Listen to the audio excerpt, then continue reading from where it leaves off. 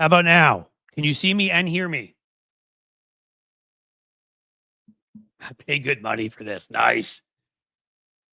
I'm here. I'm live. Hello, hello. We good?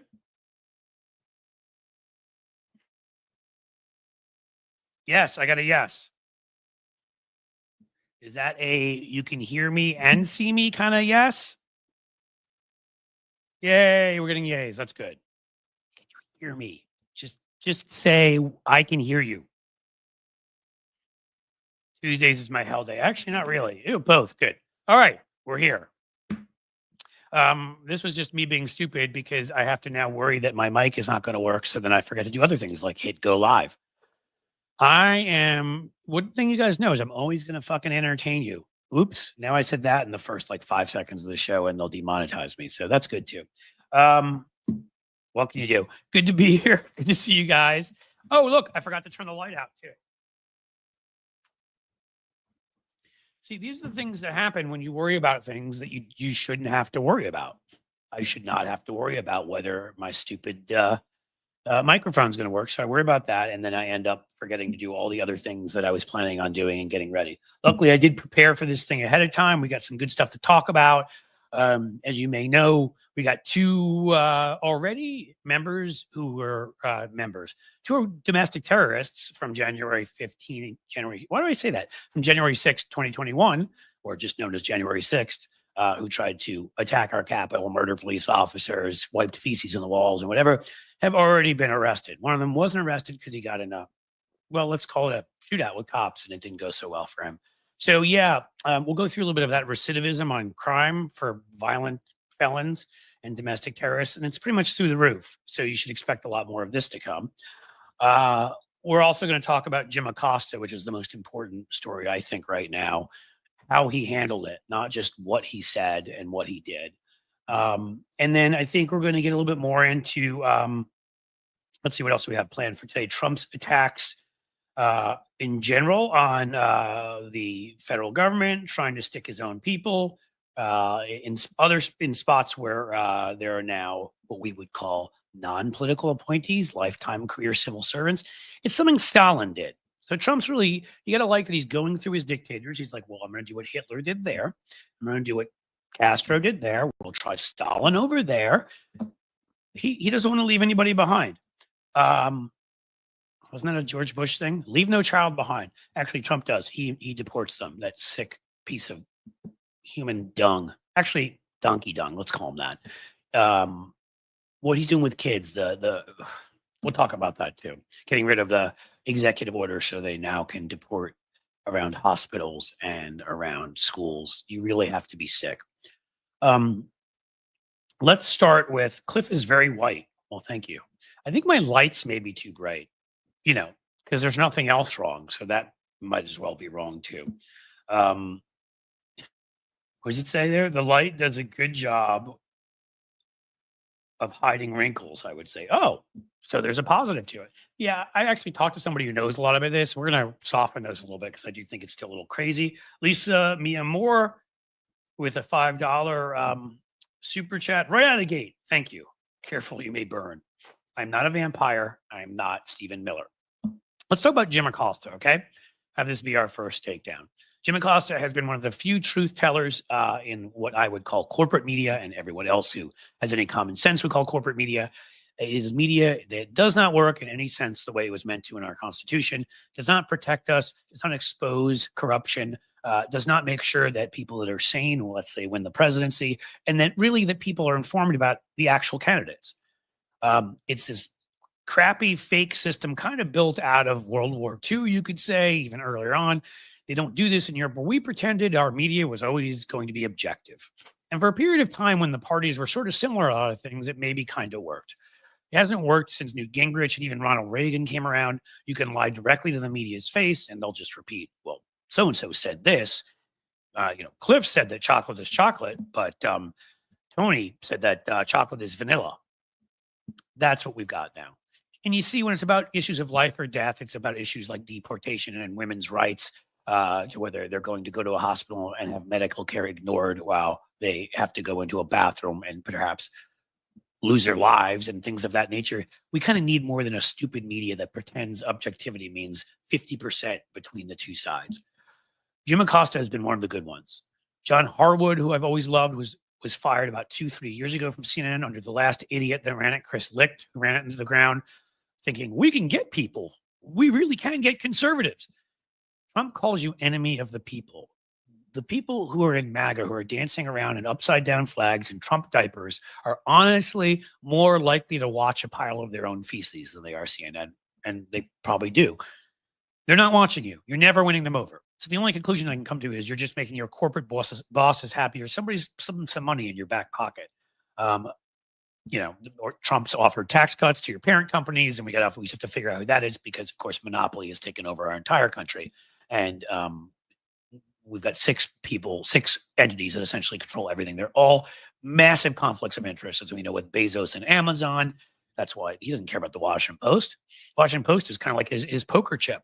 So he can, Trump, you want me to kill that cartoon? Oh, you want me to get rid of push Jen Rubin out? You want me to do whatever? I'll do any of that as long as you give Amazon, you kill the mail service, USPS, and let Amazon take over, that kind of thing. Well, Jim Acosta, much like Harwood before him, people and other who, the cartoonist Ann Talnis, I believe her name was, who left the Washington Post in protest when they put her cartoon up, is a hero of democracy and would not take their crap. I'm sure he was given many chances and probably warned to not keep going after Donald Trump, to not keep challenging Trump.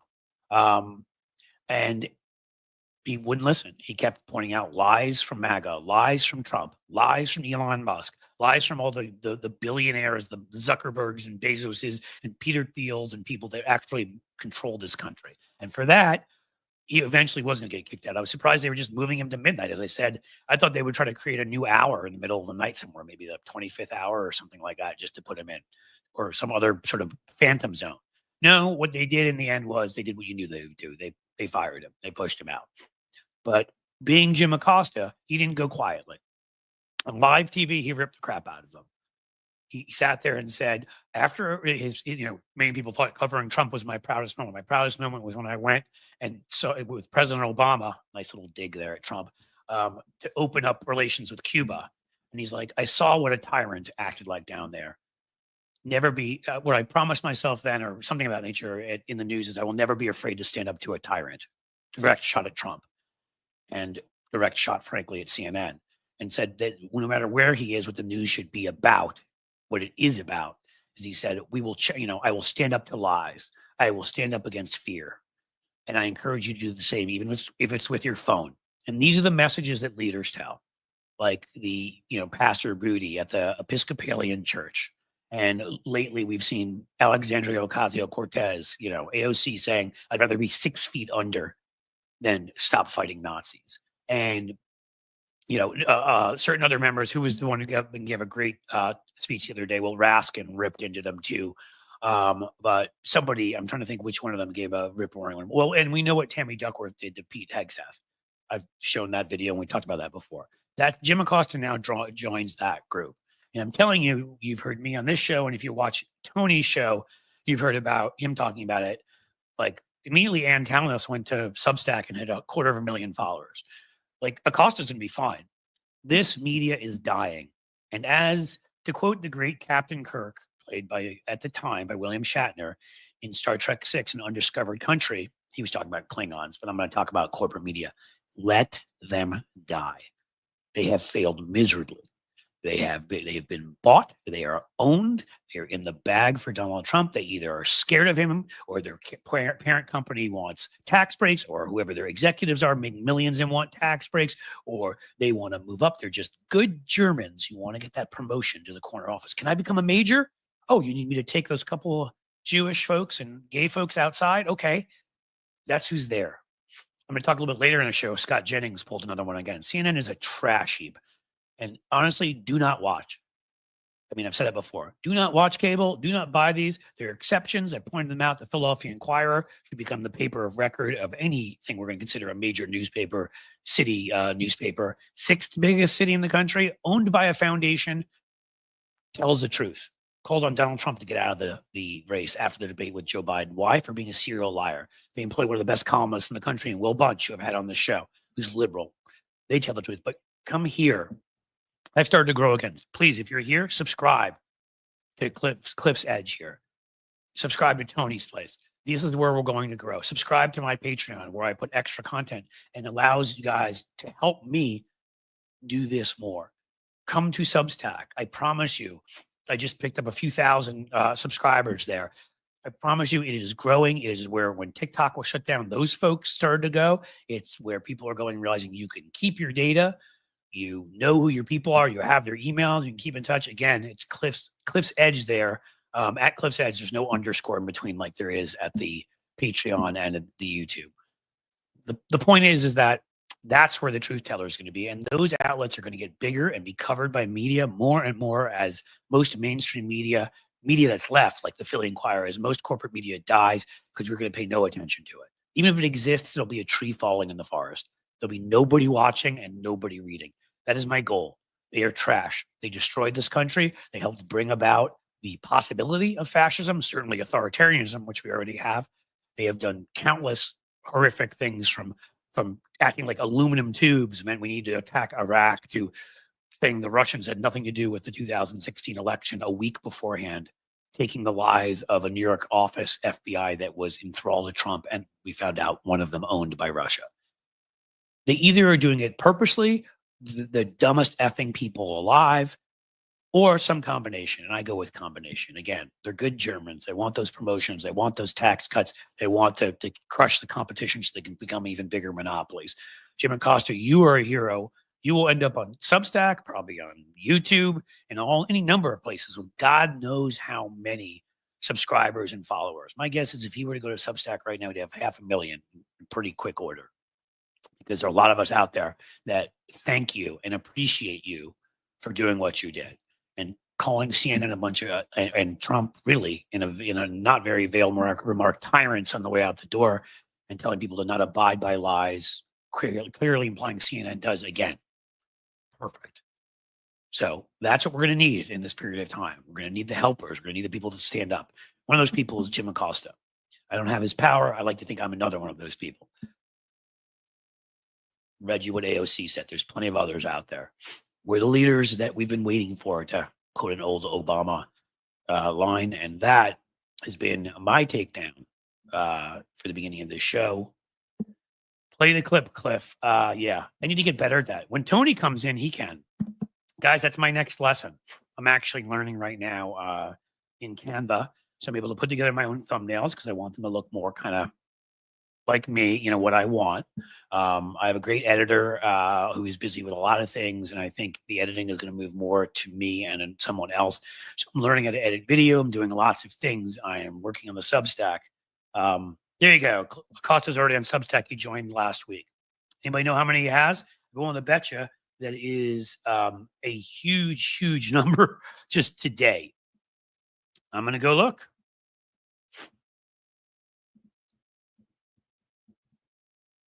Sure, no one's searching for Jim Acosta today. Okay, I've got Jim Acosta here. Let's see if he gives you. He only has 15,900, and now you can add me to that. Subscribers. I promise you, by the time the day is over, it's going to be a lot higher than that. I think not everybody has heard the announcement yet and seen, and that will get saturation coverage today. Cynthia Rice, as she so kindly always recommends, please, guys, you know, watch, obviously, subscribe, like, comment. These are the tools of the trade. And lately, finally, I've got the this Elon Musk video that I put out, and it sort of stemmed from something from a few weeks ago. It's been going right now, at least semi-viral, 15 or 20,000 views, and still going strong. Please watch it for me, because the more views it gets, well, that helps me. In fact, I'm going to help you help me, as the saying goes. Hold on. Now we'll turn that off. And here we go. This is the Elon Musk one. Do not go there now. Stay here. But just, why don't you copy and paste that for later? But again, I think this is a really a seminal moment in well, I mean, in recent American history. I honestly believe we're seeing the finishing off of corporate media, because again, we've seen the people who've left the Post, left the New York Times, they're going again and starting YouTube channels and Substacks and things of that nature, right? Hell, TikTok. Jim Acosta can go do some short videos on TikTok, and my guess is this grow immensely. And my Twitch folks out there, by the way, who got me monetized, I love you guys. Know that we're going to have a moderator. We've got great Andrea Bauer, who works with Hal and other people, is moderating in there. I ask you to please keep subscribing if you're over at Twitch. I'm 9/10 of the way to where I guess I'm supposed to be for something or other. Messed around on it this weekend. I like Twitch a lot. I'm going to spend more time there and learn what I can do. Can I write stuff there? Can I put up just little videos that aren't streaming? I don't know, but I'm going to find out. But if you are watching me from here, seriously, please subscribe and, support the channel. I don't know what super chats are over there, but if there's any way, are they bits or something like that? Whatever you can do to support us, please. Again, because some folks who are honest are going to emerge from this, right? There's also and a lot of you know who these folks are, but there's also, a mainstream out there right now who, I'm sorry, not a mainstream, a group of people who have, gone to the left to do these kinds of things. And even those folks are just grifters. I'm not going to get into names right now. You people are smart. You know who's putting out garbage stuff and whatever. Yeah, I've got to play around a little bit with my, with titles and make them a little jazzed up and like shocking and whatever. And I hate doing that, but it's what gets CNN to make them viral. If I want the views, I've got to do that. I've got to create more creative thumbnails. So I'm doing it begrudgingly. But you know who the people are who do all this stuff, and they do it because it's money. Look into their histories. You know somebody who's got a big account who doesn't really seem like they've ever done anything before. I'm sorry, I'm not saying they have to.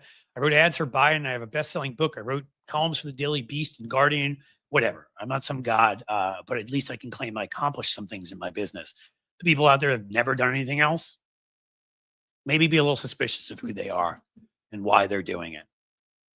I'm doing this right now in a way where, Cliff, show your bits. How about this? Give me some bits if that's what you need to give me on Twitch, and maybe I'll show you my bits.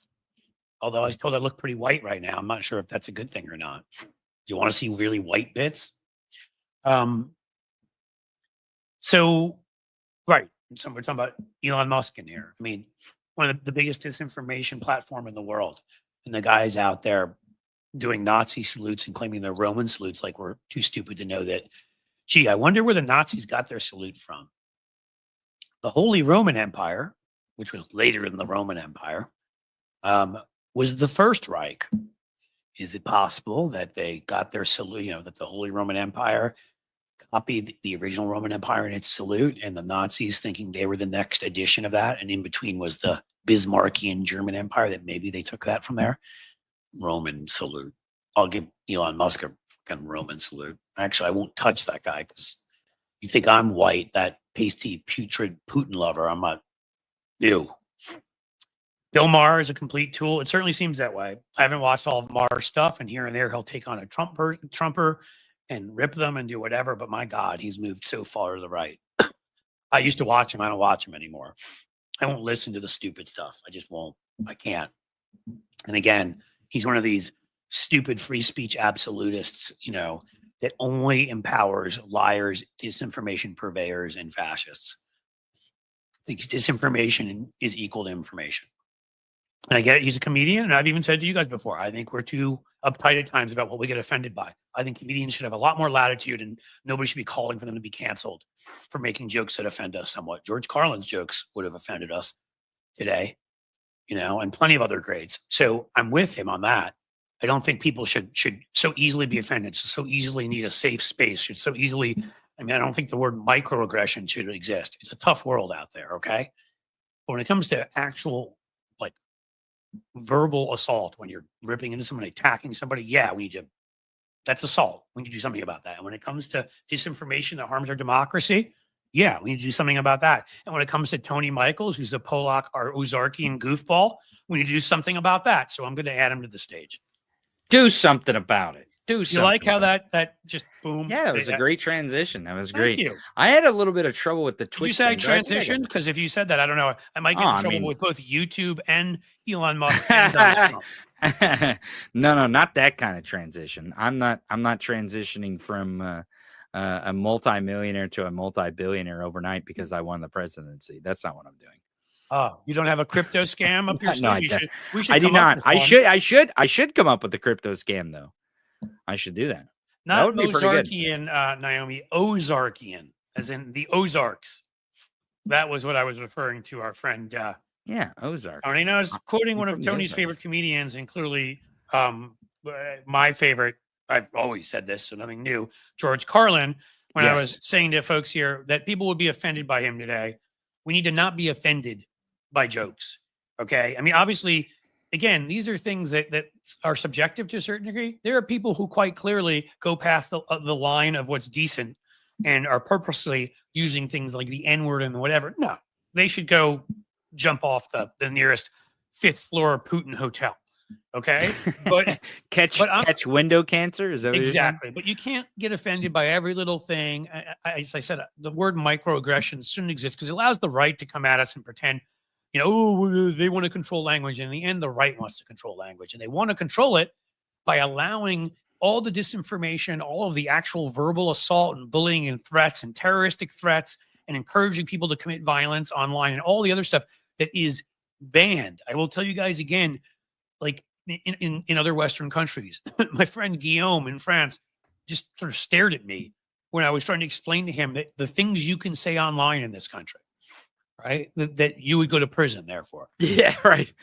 You openly support that's the thing that's the thing that always gets me about some of these and it's the same 2A bros that are like freedom of speech. Like they literally have never investigated other countries, even free countries around the world, of what their level of freedom of speech is. And we in the United States have one of the most unregulated freedoms of speech in the entire world. And when speech encourages people to commit actions, and again, the comparison I always make, because we've all seen them, right? I go to like a Reds or a Bengals game here. There's always that one jackass standing there with the sign about how I'm going to hell if I don't repent. I actually go up to that guy usually and say, I actually killed Jesus. I'm sorry. It was by accident. It was in the heat of the moment. He was pissing me off. His sandals smelled. But those sandals. What they smell like? I mean, he probably wasn't washing his feet much, so I don't know. So you're saying like Pete Hegseth style? Yeah, it's probably like Pete Hegseth's hands. But so I mean, that guy, if he wants to stand out there and say that stuff, let him stand out there. But if he's standing out there saying, kill the person next to you, now that's different. Now we're encouraging violence. And now, I'm sorry, you don't have that speech. Now I'm going to make it. Now, let me just finish the thought. Now I'm going to make it much worse. Now you're online and you're speaking to 1 million people. You're a cult leader. Like, I mean, Trump is one, but Elon Musk, any of these types of figures. And you're encouraging people to do that. How, as any kind of normal society, can we do that? Let people do that online to all sorts to people and think that is not going to incite violence and lead to that. Go ahead, Tony. Well, I was going to say that the part that they miss, right? These Elon simps, especially where they're like on Twitter, like we got freedom of speech. They're really the freedom of speech is that the government isn't going to come after you and punish you. Now, so those consequences of government, right? But there's always consequences for your actions, no matter whether it's speech or silence, or, I mean, you have the right to remain silent. Anything you can or to say can and will be held against you in a court of law. That's consequences, right? But here's the thing, is that we have lost these words in our country, protected speech, because there is such thing as protected speech, meaning that the government won't come after you. They'll actually protect you with those types of speech. And I think that's important. But can you explain to me why I mean, you can't, obviously, because it's not logical. I'm throwing this as a rhetorical question. We cannot I'll threaten- try.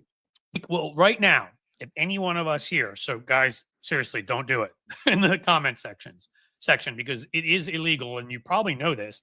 But if any one of us threatens the life of the president of the United States, he can send the Secret Service and others, and we can go to prison for it.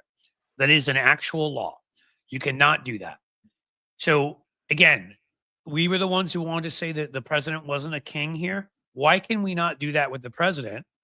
But we can do that online. We can encourage people to harass somebody to the point where they're attacked or they take their own life or, whatever happens. Why would we allow that?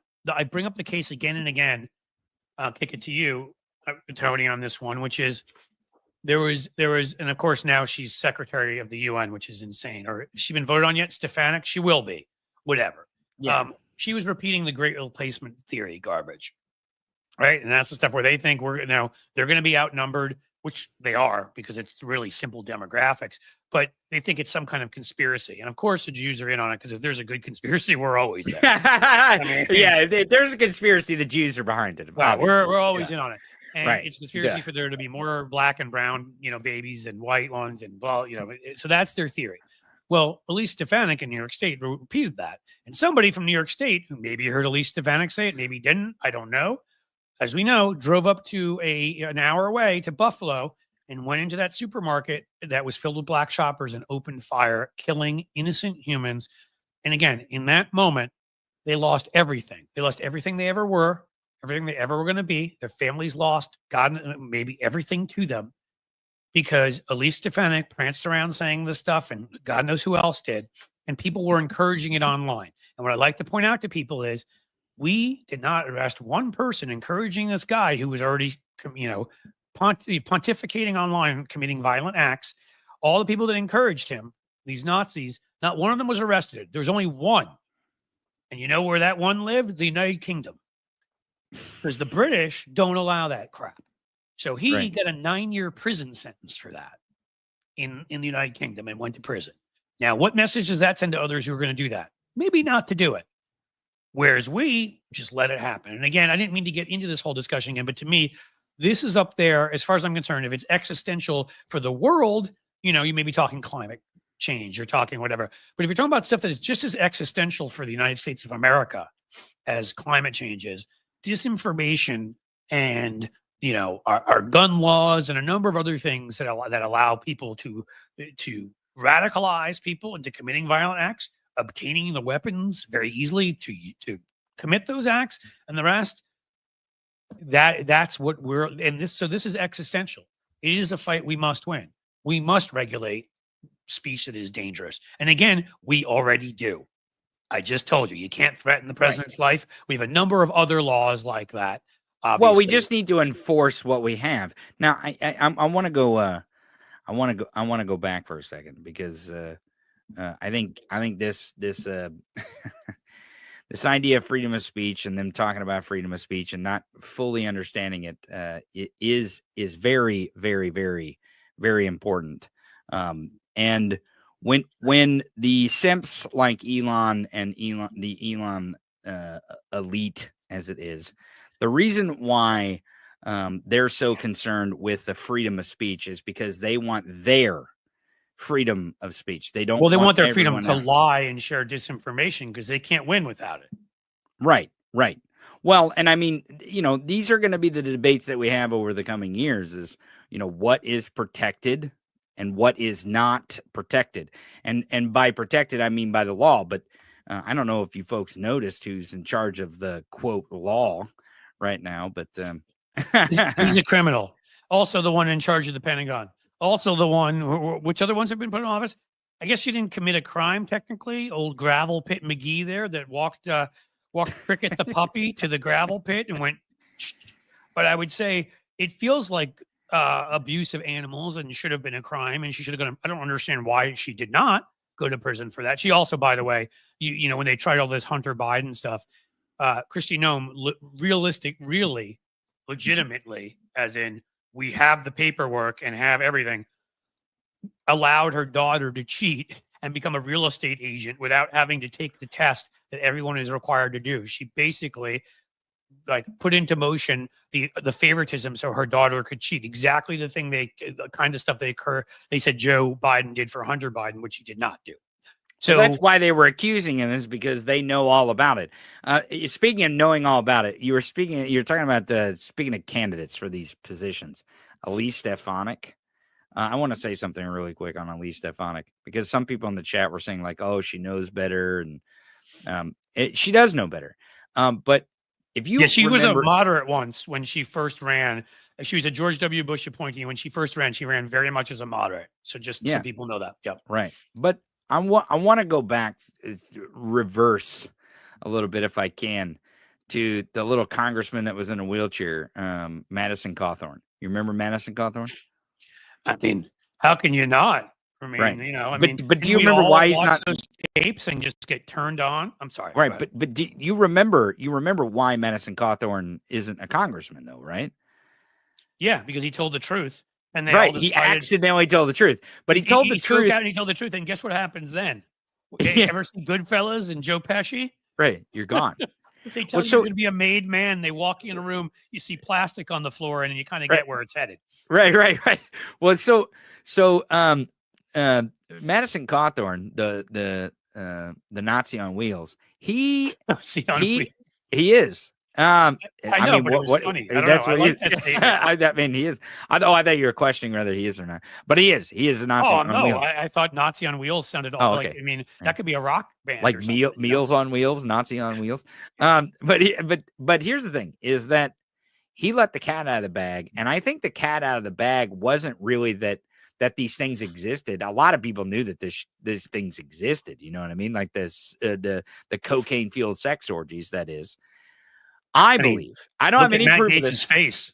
Right, exactly. I don't have. Well, which one? Right, exactly. His third face, fourth face. Which one are we talking about? I believe. Now, I don't have any proof of this. I don't have any. This is just my intuition. Is that if these cocaine fueled sex orgies really did exist, which I believe that they did, it's the reason why they got rid of them, because they actually exist. If they didn't exist, they'd be like, oh, he's just a dummy, whatever. If they actually do exist, I believe that is what they have on Elise Stefanik. I believe that is how they changed Elise Stefanik's mind from being a moderate to not being moderate. I think Donald Trump has a lot of compromise on a lot of people in Washington, and I think he used these cocaine-fueled sex orgies as a way. He P. Diddy'd them. So you're saying you think that Lindsey Graham was saying he was a kook and he was a nut and he was terrible and he was going to destroy the Republican Party and they need to get rid of him. And then he went and played golf with Trump once and came back saying Trump was an angel sent down from heaven. And you don't think that he just convinced him? You think that he may have had something on him? Because I can't think of anything you could have on Lindsey. I 100% believe that there are plenty of videos of Lindsey Graham playing around with little boy toys in Washington on video, and Trump 100% not just knew that they existed. He knew exactly where they were at, and he told Lindsey Graham exactly where he would put them if Lindsey Graham did not come into his corner. Yes, that is what I'm saying. Yeah, well, I would agree with that. But I mean, this is where we're at, though. It's like a blackmail government by blackmail is what it is. I was thinking I was going to say something worse, and I'm just like, I hate this. Like, someday YouTube, I will stop caring, and the other sources will be enough that you can demonetize these things every time, and maybe I won't care. But like, I was going to make a mouthwash joke about Lindsey Graham and some of the other men's private parts and gargling something. Is that what? Yeah, I was going to go along those lines. Okay. Well, but I guess the audience will have to use their imagination. No, him, I think it's totally compromised. But the only I don't disagree with you on Stefanik. When I started this off, my opening monologue, rant, whatever, takedown, whatever you'll call it today, was on Jim Acosta and being a hero. And going out in style and saying, how he learned when he went to Cuba, his last on air, going after CNN and Trump at the end there, and as he's going out the door and basically saying, when I went down with President Obama, I love how he got that in there too, to throw in Trump's face, because Trump will hate that. And my favorite moment was here at CNN. I went down with President Obama to when we opened relations with Cuba. And he's like, what I learned is you never bow to a tyrant. And I loved it because obviously it's a shot at Trump, but I'm not so sure it wasn't a veiled shot at CNN too, because my guess is they didn't want to go through the negative PR after they've taken a lot of negative PR of getting rid of him. They also did not want him saying the things he was saying, speaking truth to power, challenging Musk, challenging Trump, but pointing out when MAGA losers or liars are lying about things. So my guess is they probably went to him a couple times and warned him, and he probably told them where to stick it. And they ended up acting tyrannical too. I think that was a double-edged sword hitting both sides there, and then he made sure to say to never accept lies. Don't don't let your fear stop you. Don't let lies stop you. Take out your phone and put it on your camera on your phone if you have to. The point is the truth has to get out there, and we all part. And it was a really good way to walk out the door of CNN. So I talked about Jim Acosta on my show today too, and maybe because I know we've been talking a lot about Substack because we're kind of coming to the same conclusion that I think it's kind of where journalism is headed. Well, that's what I said actually, is that Acosta, I think he'll be on, I went and looked and he was at 15,900 subscribers. I don't know what he was at now. That's what I'm just checking now. He'll be a few thousand above that. I mean, today he's going to shoot up into the six figures would be my guess very easily. Yeah, he's almost to 16 by now. I know there were certain networks that were trying to attract him. They were kind of begging. It was kind of pathetic, but they were kind of big. Please. Midas Touch was begging him. Oh, that's right. My guess is, they were begging him. We'll see what happens, but he doesn't need them. He doesn't need the Young Turks. He doesn't need Lincoln. Right, Project. And that was my point today: is that you don't need this gravitas, and he's been getting paid God knows how much money. So if he doesn't make money, he'll be monetized pretty quickly. But if he goes a month or two not making a lot of money on YouTube, he can start YouTube. He can start a TikTok account for short things that he does. He can go on to Substack, which I almost definitively think he will do, because you can do video from there now too and write. Substack is really working hard to try to get creators and journalists over there, right, to give them more and more credibility. Yeah. So I mean, he's again. What I was saying, and the key part, at least one of the key parts I would say of what I was saying is, look, they're dying. Let them die. Yeah. Every time an Acosta or Ann Talness, the cartoonist at Washington Post or someone else leaves, gets a huge following at one of these other platforms, what that means in the end is that those platforms are going to be more covered by whatever's left of mainstream media, right? Right, absolutely. And I use the example of Don Lemon. Now, it's a little different situation. It was a little different time because it's a while ago. But and I don't know exactly how much Don Lemon was making at CNN and how much he's monetizing now.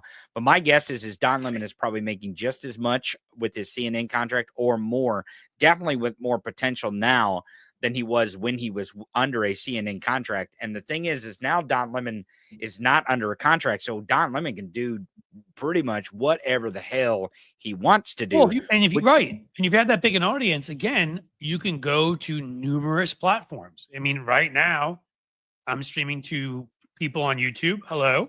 I'm streaming to people on Twitch. I already talked. I told you guys you're awesome. Keep it going. Keep us growing there. And I've still got the stream going to maybe even convince some folks at Twitter.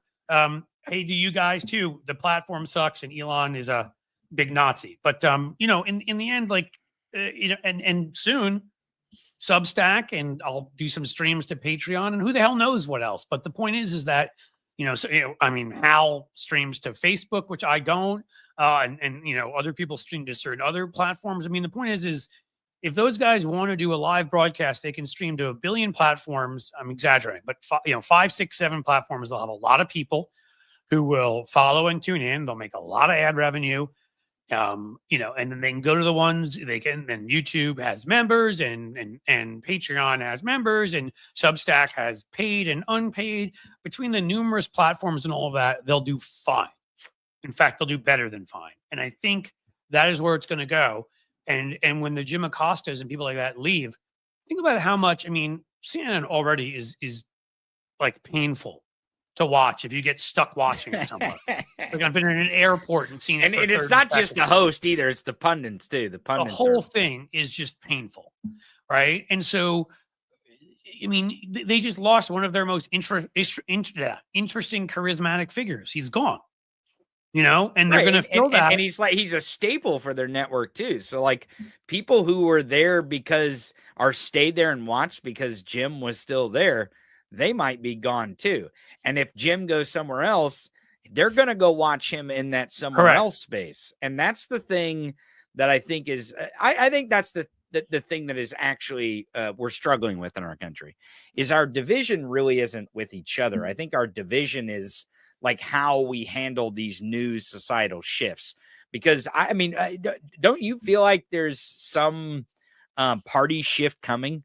It feels like there's some party shift coming. We've had these party shifts several times in the last century. I mean, it's already been ongoing in certain ways. Right. Well, and it just it's just the population really doesn't know where to land, right? They don't know where to land on the ideological spectrum, and I think there's a shift happening because we used to live in an age where there were conservative Democrats and liberal Republicans. To give you an example, Teddy Roosevelt started the Bull Moose Party, which official name was the Progressive Party, and he was a Republican. He was a conservation, antitrust, women's suffrage. He did want an empire. The same Teddy Roosevelt wanted to. He was a little too excited to go charging up San Juan Hill. I'm not saying he's perfect, but I'm just saying, but if you go even more recently, listen, the 60s and 70s. And even 80s, there were still some of them left into the 90s and really by the early 2000s or whatever. You had a Lincoln Chafee here or whatever. But where I grew up in New York, like my parents who were Democrats used to vote for our Republican senator, Jacob Javits, because he was literally ranked the most liberal Republican senator of all of them. And you still had a whole bunch of Southern racist Democrats in there at that point. So he was more liberal than probably half to 2/3 of the Democratic Party. Like you're right. And that sort of, sorted itself out. I think we're going under a sorting, but I think it's bigger than that. I think we're going under a societal sorting. And I think once, media, the big sort of corporate media stuff falls apart, look, man, there may be room. That's where there may be room when we're talking about independent candidates and stuff like that. Because if you get some huge independent media sources that aren't paid by corporations just to support the parties and whatever, supporting a candidate, who knows? Maybe someone will rise to challenge that. I mean, I just think it can change things in a lot of ways. Right. I think that's the division that we're under. It is we don't really understand quite what this shift is, and we won't fully understand it till probably 20 years after it happens. Because hindsight's always 20/20, if you want to put it that way, that old saying. Whoever properly, who can grab the vast majority, because again, it built up. Teddy Roosevelt made some changes on the economic side. Woodrow Wilson did, even though he was a racist dick who instituted segregation in DC. And so I don't care. The economic stuff he did, I tend to just forget it. I'll give him credit, but he was horrible. So I don't look at him as a good person. Obviously, he was a bad person. But that stuff, they did some reforms to economics, but that Gilded Age, it was building, and then it exploded with the Depression. And FDR collected everybody and created this enormous coalition. And will it take a depression this time? I don't know. But we're in a place right now where everything is so fractured that if somebody comes along, and if they do, it's going to be on the Democratic side, because the Republican base will not allow somebody to come along and speak common sense about issues. They just won't let me ask you, what was the federal grants that Trump did he cancel the whole federal grant program, or was there just a certain one? For just in general? Yeah, he shut them off. Well, he's frozen a number of them. And he's I haven't read exactly specifics. That's why I was asking. Yeah. No, I don't think they're all canceled, but he's frozen them. Like, stuff that is obviously only important to Democrats, like let's say cancer research. I mean, that one, if Democrats don't publicize it, I mean, That is I mean, amazing to me. who needs cancer research, really? I mean, as long as you don't got cancer, you're fine, Cliff. Come on, man. Well, I know, and as you know, Republicans never get cancer, so they should be good. Well, they need. Anyways, I don't want to say that. I wanted to, but I don't. I shouldn't. Well, the cruelty of all of it, I think. Again, the media, as always, corporate media having literally zero perspective because they don't believe you can do things like look at numbers and history and whatever. Like Donald Trump's so popular, and you're like, okay, Harry Enton, we're so glad that you've been a numbers geek your whole life, that you probably were stuffed in lockers in freaking high school. But maybe for a second, analyze the fact that yes, Trump's numbers are high coming in because every president gets that honeymoon. And Trump's honeymoon is the worst of any president for like the last 40 or 50 years. Right. Even if it's like a 60% or whatever the approval rating is so far below. When Obama came in, his approval rating was 80%. I mean, that stuff melts very quickly. People tend to like start off because they want to like the new president. Trump will take care of that very quickly. But Harry Enton, he's already doing it. Harry Enton couldn't bother to look up that history, learn about it, and apply it to the current situation. So of course he told us that Trump's popular coming. So I want to go over that just for a second before I leave, because I think these facts are important. The Office of Management and Budget, which most people are going to hear is OMB, which Ross Voigt, I don't know how. Vought, Tim Kaine tore him a new one. I did a thing on that last week and still need to create that takedown video. But he's the head of it. Project 2025. Yeah, well, yeah, he's one of the architects, and he's clearly doing this with Project 2025 in mind. All these pauses do not affect direct aid programs. Direct aid is like Social Security, Medicare. Of course, they can't shut that off, because if they shut that off, there would be pitchforks on the White House lawn. If they shut that off, they're very aware of how. I love it. Somebody got it here. Vought Industries. Do you know what that is, Tony? No. Human F Being. That would be the company that runs all of the murderous superheroes in The Boys. Really? Oh, that's great. Yes, that's all the superheroes who actually are super bad guys with superpowers. And that's murderers is Vought. I am mad. I didn't think of that sooner. So thank you for that. So the broad range, though, in federal assistance, education, which of course they don't like education, healthcare research, housing assistance, and then international aid. These agencies are directed to pause new awards, distributions, under open awards and other actions until further review. So basically, people are going to show up to wherever they're going with the funds that they think are going to be there, and like, oh yeah, you don't have a college grant. Sorry, you're out of our university. Now, there are all sorts of people who've been doing, and again, this happened on like what Target just did, because they're bowing to the king, and they crushed all of the DEI programs.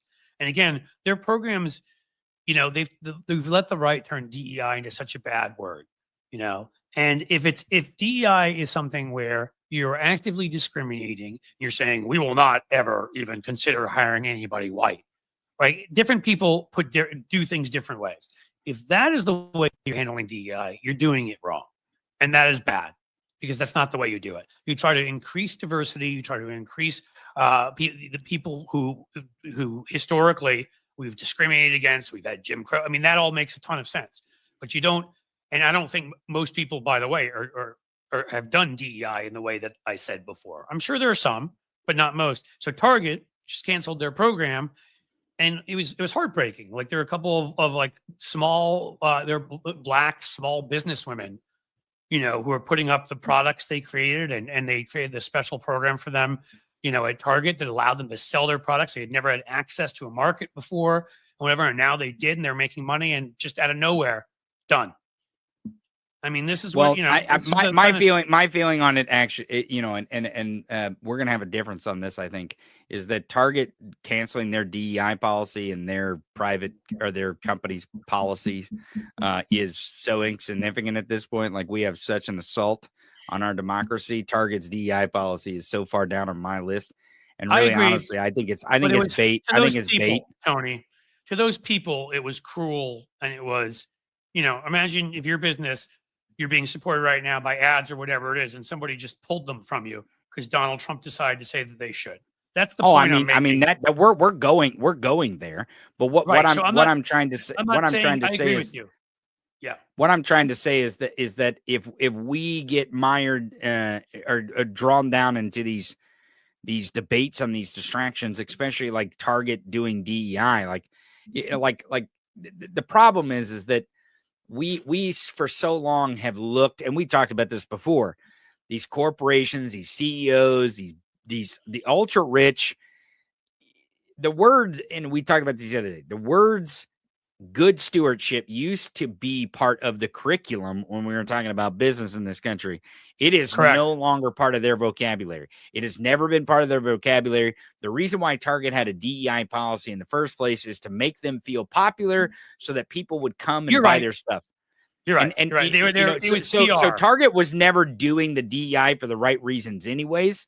I agree. And it's pretty clear. It's pretty clear they were never doing it for the right reasons because they were so willing just to toss it aside when the fascists take over the government. So, and I would agree. Again, I just feel we're like giving it's too much important credit. to say, okay, yeah, I agree. I just feel it's important to say that you never even need to use, if you want to message against these evil corporations, you never even need to use those three letters. All you need to simply point out is Target decided there are a number of small business women here and decided with no warning to pull their funding, screw their businesses, put their employees out of business, put them out of business.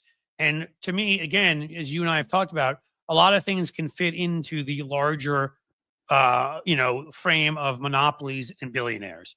And this is, to me, again, I get it because the right has framed certain things in certain ways and certain words are loaded, but you never even need to use those three letters. You can point out another big corporation crushed small business because Republicans told them to. Right. Well, and I mean, you go And back that does to fit what we're talking about. yes. When you go back to the Target's view on things and Target participating in politics or somehow Target having this capability of affecting societal shift or something. And you go back to, I don't know, a year or two ago and Target had like the rainbow sweaters, right? They had the pride sweaters. They were printing rainbows on shirts. I mean, The they're right so wingers full. like, I know. we're going to boycott. We're just going to destroy Target. Target's going down. And Target's like, yeah, okay, you're just putting us in the news. And I'd hate to break it to people, but when we sit and have conversations about their DEI policy, which they didn't give a flip about anyways, it's pretty obvious they didn't give a flip about it, or they'd actually had some integrity in not canceling it on these people. Then they're in the news. Target's in the news, and I know, but why don't we talk about about their policies towards humans, which is pull their funding, screw the people who they've promised that they're small businesses they've promised they're going to help. I mean, really, in the end, it's not even about race. It is what they did, but the broader narrative is not about race. It's about small business people who were promised something and had it ripped away from them in the same manner in which you had your monetization ripped away from you. Yeah. Which, by the way, brings me to a point I've made often, and I have to make while you're still here. Sure, which I got to leave in a few minutes, but yeah, go ahead. I know, so that's why I'm doing this now. So you may have all seen, I've taught you, and Tony has, and I've taught you again, and I have explained to you, yes, the YouTube has started growing again, which is great. It's important because it still is the place videos are housed. I need folks to keep subscribing. Please do. Please subscribe. Also, if you're watching this on Twitch right now, I need you to do that. But the reason why I'm telling you to then also go to Substack and to go to Patreon places, and I'm even this, like, here's why this is so important. Let me make this simple instead of trying to make this more complicated. What I said to you is you've seen what Facebook has done, right? Getting rid of independent fact checkers overnight, firing people, screwing people. You've seen what Jeff Bezos has done with the Washington Post, screwing people, not listening to people. You've seen what Elon Musk did to Twitter when he came. We've seen that anything can change. They shut down TikTok. And what I kept saying to you was, who here doesn't think if the right amount of pressure is put on Google, they couldn't shut us down and say if the Trump administration said we're going to have tax breaks for you, all you have to do is shut down every lefty creator. Well, here you go, folks. Now I've got you. Now I've got it for you. Google has just announced they are changing the Gulf of Mexico will now be the Gulf of America on Google Maps. I am not kidding you. This is happening. So Google has now bent the knee like all of these others. Remember, don't do evil or whatever their stupid saying is. Yeah.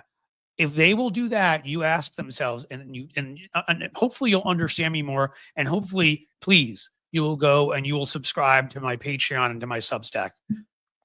Because I'm telling you, and you do the same for Tony, because I am telling you, a day will come. I don't know when it's going to be, but a day will come. Well, Trump will make them the figurative or literal offer they can't refuse, and they will shut people like us down on YouTube. I just know it. It's going to happen. They don't answer us when we ask them questions. They demonetize stuff without telling us why. They blackball me. Right, they blackballed him. So there's literally no recourse. There's no one getting back. All it took was all people said, well, Google doesn't have an evil CEO like that, whatever. I don't even know who Google's CEO is. And is it Schmidt? Maybe it's Schmidt, whatever. I don't even care. Like the point is what they've proven now, they will do that at any time. Oh yes. So, they are part of the monopoly state for sure. So I need you at Twitch also, and I need you at YouTube to subscribe. But I need you to go to Substack when we're done with this show or whenever. Click on it. Please subscribe there. I need you to go to Patreon. Please subscribe there. They are the only places when and if Google decides to do this. And I'm becoming of a mind that it's more when than if. It may take a year, may take 6 months, may take 2 years, but at some point, if it's determined in Stephen Miller's little, half cerebral vampire brain that that they need to shut down Cliff Schechter and Tony Michaels and name all your other favorites on here, and then you won't pay any taxes the next couple of years. They will do it. They've proven that. This whole stupid Gulf of, Google is in Mexico. Mexico is a big country. Mexico City is one of the biggest cities in the world. And they have now given a middle finger to all of their customers in Mexico because Donald Trump told them to do it. So if they'll give a middle finger to their customers in Mexico, you think they're going to have a problem shutting me down? No. Think about it. Yep. Well, go follow me on Substack. Just go to thetonymichaels.com. You can follow me on all the Monopoly Tony State Michaels on Substack. Go to @CliffsEdge on Substack. Go to @Cliffs_Edge on Patreon, and Tony can tell you other stuff there too. Just go to thetonymichaels.com. You'll find me on all the Monopoly State apps over there. That'll be perfect. Andrea was kind enough to throw this one up here where you can subscribe right now to YouTube, because I'm telling you, still do it, because here's what we're going to do.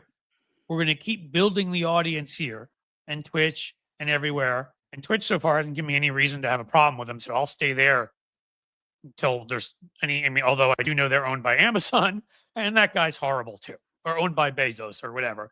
So maybe they'll give me a reason at some point. But the point is, everybody is owned by one of these big monopolies, and so we must keep subscribing in Twitch and YouTube and whatever. But we must be prepared, and the way you be prepared is you go to, @CliffsEdge at Substack and the Tony Michaels, and you subscribe, because none of these places we will have your email. We can keep in touch with you. If I'm just like the dude in that old Christian Slater movie, driving around with some old radio in my car, pirate broadcasting to you, he may have been the first live streamer. While the cops are trying to find me, that one from the 80s, Turn Up the Volume. That's what it was called. Yeah. Great to look back at now. Even if that's what it becomes, I'll know where to find you by email. And I won't hear. They shut this down right now. It's done. Well, I got to shut down. I got to go. We'll see you. I got to jump real quick. I got a phone call I got to make. Thanks, Cliff. Thanks, audience. Thanks for being here, man. All right, guys. So always fun having him. Look at that. 304. That was a good conversation. From England here. Good luck to Jim. Which Jim are we wishing luck to? And from England, G-Town. My friend, where are you there? I spent a great semester in summer studying in Brighton, England. back in the day and loved it and have visited many times since. Something's going on featuring Lois Griffin from Family Guy, Jim is saying, and I'm worrying that that may be some propaganda of some sort. Here's the Patreon, guys. Seriously, you can sign up for free, but if you want to get it, really, it's like just you'll get all the basic stuff for just $3 a month. It is not a lot, and I will say if that is a lot for you, okay, I get it. And then don't, because as I said to people, I don't want anybody risking anything. I'm not worth it. Your family's economic security. But if you can afford it, like if you're sitting there and you're spending money on New York Times, the Washington Post, or other publications like that, there's no reason you can't, for $3 or $5 a month, we really get all the basics, join my Patreon and support what I'm doing here. There's also no reason you can't go to Substack and subscribe for free. That's actually really easy. And again, I'll ask you for that, because what Google did today just makes me think it's coming, it's going to happen. I can't even believe they're doing that. All right, let's move on to some other topics. Let's do, we had a couple other things that I told you guys I was prepared with.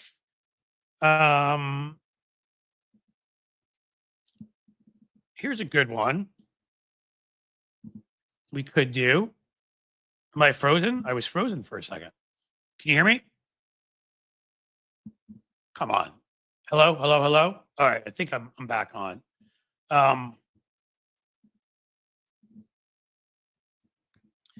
Joe Scarborough. We always love ripping into Joe Scarborough, don't we? Does anybody not want me to rip into Joe Scarborough? Because Morning Jim has a nice ring. I like it. Morning Joe stinks. And yeah, this is moving slowly for some reason. What the? Guys, I'm telling you, it's always something. And I'm on my fastest internet here, so I don't know what it is. Let's make sure my phone is not on. I don't know what's going on. But if I'm going to do a rant and I can't do it in real time, then, that kind of sucks. That's not something that makes a lot of sense to do. So, yeah, Wi-Fi shut down. I don't know if that's going to help, by the way. But you might as well try. I know you can hear me as you're saying, Karen from Chicago, my good pal. Thank you.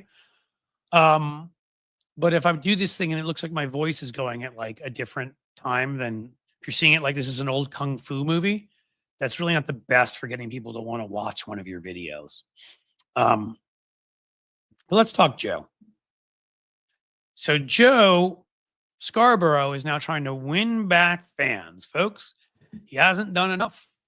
He didn't go and meet with Donald Trump after Trump won. After he's a threat to fascism. He's horrible. He's terrible. He'll be. We'll never have democracy in this country. And some of that stuff is anywhere from very true to perhaps true. But Scarborough, of course, was saying all of that while planning to go meet with Donald Trump, probably if he won. He did. And as I said before, he and Mika were just pissed at Donald Trump because Trump insulted them. Because you can't criticize Trump at all or he insults you. The other Trump suck-ups are okay with that. They just ignore it when he insults them. Like Lindsey Graham just comes back like a little puppy nipping at his heels for more.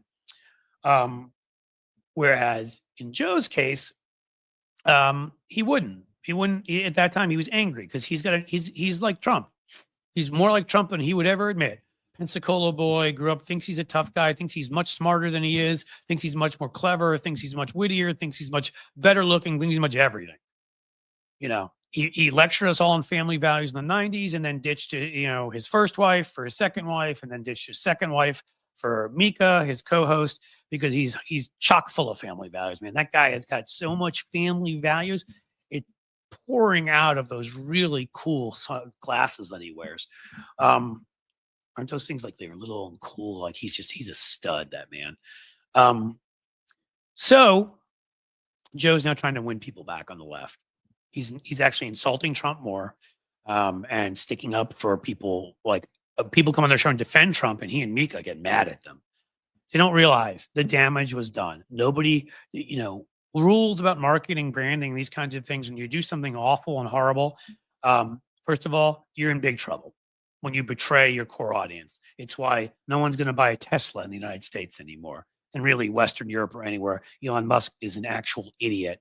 And the only way Tesla is going to do okay is if he can, cozy up to China enough that they'll buy them for him. So that's how you know, with his giga factory in Shanghai. And then that's how you know where Elon's loyalties lie and what a danger he is in the government, because you don't think he's going to share anything he can find with China. Yeah. I've got a spaceship to sell you that will probably blow up in space because it was made by Elon. Okay. Back to Joe Scarborough. He thinks he's going to fool people to coming back. But another rule is that if you do something during a time when, by bad luck, if something happens to you and something terrible during a time when there isn't a lot for the news to report on, you're really screwed. Because Joe and Mika had saturation coverage of their betrayal of their viewers and everyone else for like 2 weeks straight. There weren't the LA wildfires. There hadn't been that attack in New Orleans. I'm not saying any of these things are good. I'm just saying if there's something else taking up the news, you're much less likely you get knocked off the lead story, and it's not as bad. I always point out, and this may be going too far back for some of you guys, but there was the August of September of 2001 when the news was all shark bite stories, even though one or two of them happened and other stupid things. And there was that whole Chandra Levy, Gary Condit, a Democratic congressman, having the affair. Turned out eventually she disappeared, and sadly somebody murdered her. I don't even know what the end result. They caught the person, but they suspected it could have been Condit because he's having an affair with her. He was exonerated from that, but the affair was everywhere, and he ended up losing Congress for that, because back then you lost Congress for stuff like that. Well, had that been a few weeks later, 9/11 would have happened, and I promise you, nobody would have known about Gary Condit or Chandra Levy. It would have been a 1-minute story, but it happened 3 weeks earlier, and it ended his career. Which is to say, luck isn't everything, but it's a lot of things. And Joe and Mika, who got a lot of luck for how this random congressman who isn't particularly good at anything landed a TV show, a morning show after his crappy night show at MSNBC. I'm sure he kissed a lot of butt, but why? He had no experience as a journalist. He was just a right-wing idiot congressman. Okay. Well, one of the ways he decides he's going to win over the left now is decrying how government has cut spending, that we haven't provided the infrastructure to fight these forest fires. We have gone, we have cut and cut and cut. So California wasn't in a position where they were ready because of what short-sighted politicians have done, right? Because Joe's smarter than they are. And he talked all about this on his show, and cutting the infrastructure and the rest. Hey, any of you guys want to guess when Joe first ran for Congress? I believe he won in the class of '94, that infamous class, and supported Newt Gingrich. What the main thing he wanted to do was? Could you think you could remember what he ran on? Right, cutting government, everything. If you think that getting rid of the Department of Education is a Donald Trump creation, no. Joe Scarborough was pushing that. He was one of the first ones to push getting rid of the Department of Education 25 years ago, something like that. Right? He, back then, was pushing for government to cut all programs across the board because they had to balance the budget. So you had to have a couple percent across the board randomly. Didn't matter how important the program was, like cancer research now, whatever it might be. We just had to cut funding. People would have to suffer. It's just the way it would have to be, because government can't spend more than it takes in. We all know it's a bunch of garbage if you understand Keynesian economics, and I'm not going to go into all that. So Joe Scarborough, when he came in, he was a little bit of a guy. That slashed infrastructure now is like the worst thing in the world, right? I mean, it's like, even Katrina in 2004, he tried to go back to that. So we hadn't built up the infrastructure. Do you know who cut the funding for infrastructure to do things like fortify cities like New Orleans? Yeah. Scarborough was one of the leading voices on that. Okay. That's how bad he is. This I have to get for you, because I want to make sure I even get the specific facts right on Joe Scarborough and what a hypocrite he is. All right. Are we all still with me? Have I frozen up enough times yet? Right. There we are. Oh, this is so annoying. Okay. And again, this is nothing to do with me here. So freezing for a second. We'll hope that we're going fine now. All right. So Joe Scarborough. Let's talk about what he wanted to cut when he got elected. Oh my God. Well, look, guys, he had a lifetime 95% rating from the American Conservative Union. You know who they are, right? Right. The American Conservative Union. That's the people that used to sponsor, if they still do. Now maybe it's TPUSA, whatever, CPAC. He was on the Armed Services Judiciary Reform Committee. Oh, isn't that nice? The New Federalists, which he led, a group called the New Federalists, called for sweeping cuts in U.S. government, including plans to, quote, privatize, localize, consolidate, or eliminate the departments of commerce, education, energy, and urban development.